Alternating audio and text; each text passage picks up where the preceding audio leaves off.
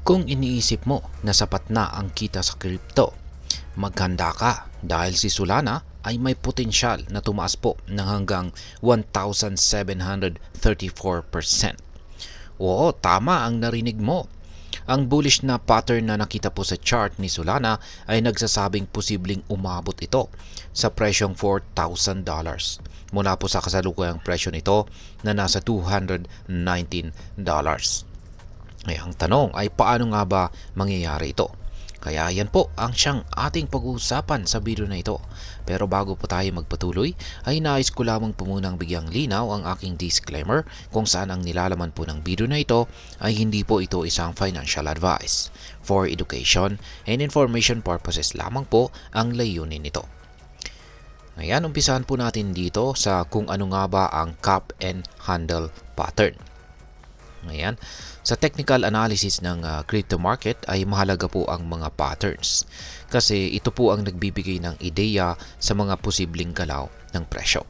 Isa na po dito ang tinatawag na cup and handle formation na madalas pong nagpapakita ng bullish or positive movement. Ang cup ay parang hugis mangkok na nagre-representa ng long-term downtrend na sinusundan ng recovery o pag-akyat ng presyo. Sa kasong ito, si Solana mula po sa peak ng presyo noong taong 2022 ay nagkaroon ng malaking pagbaba at pagkatapos ay unti-unti po itong umangat muli mula noong taong 2023 hanggang 2024. Ayan, meron po tayong chart dito na ibinahagi ni Ginoong Ali Martinez.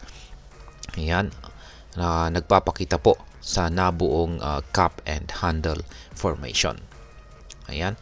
Ito po ay mula sa makikita po natin ito sa 1 month chart time frame ni Solana.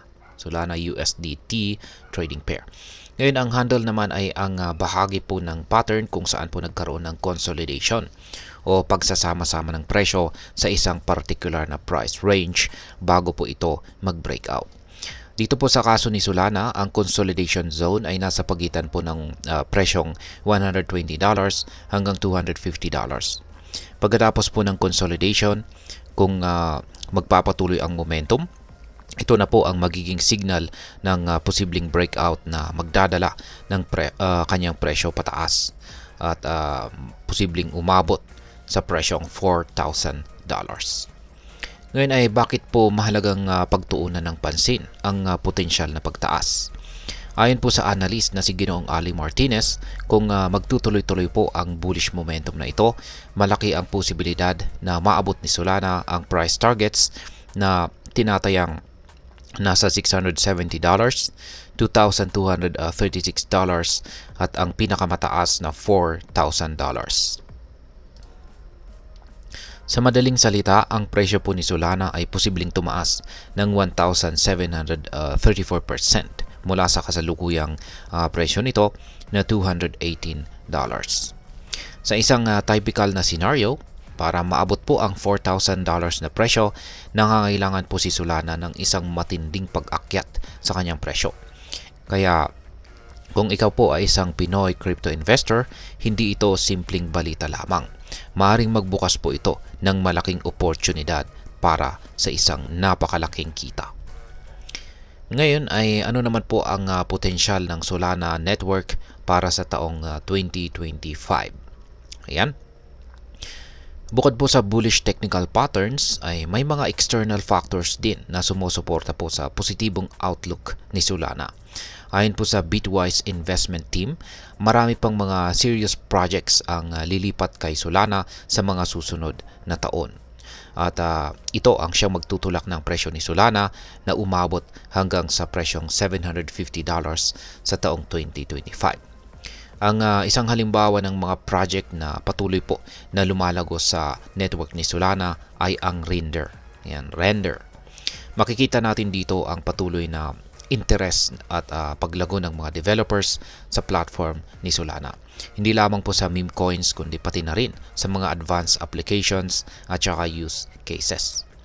Kung magpapatuloy po ang ganitong trend at kung patuloy din pong magiging favorable ang regulasyon sa crypto market, hindi po malayong magpapatuloy or magpatuloy ang bullish sentiment kay Solana na siyang magiging daan para sa mas mataas pang presyo sa mga susunod na taon.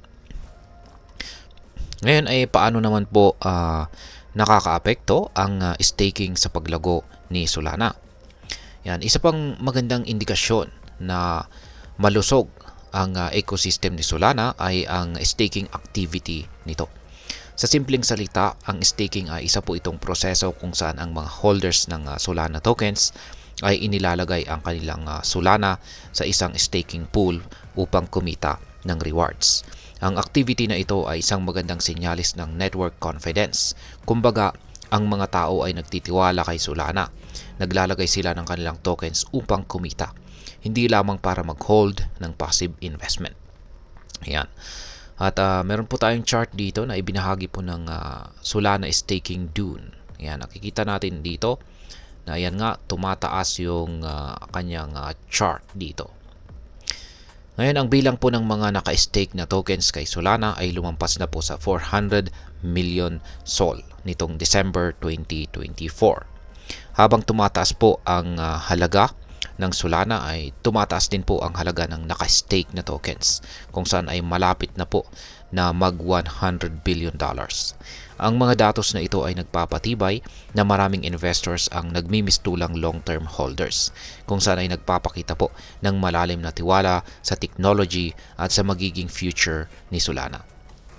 Ngayon ay ano naman po ang maaring maging epekto nito para sa atin bilang mga Pinoy crypto traders at investors ni Solana. Yan. Para sa atin, ang mga developments na ito ay maaari pong magbukas ng malaking opportunity para sa mga long-term investments at short-term gains. Kung ikaw po ay may hawak na Solana or planong mag-invest dito kay Solana, kailangan mo pong maging aware sa mga technical na signals at trends na ito. Kaya meron po tayong ilang mga bagay dito na dapat po nating tandaan. Una ay ang oportunidad para sa malaking kita. Yan, kung patuloy po or magtutuloy-tuloy ang pagtaas ng presyo ni Solana, ang 1,734 ayan, 1,734%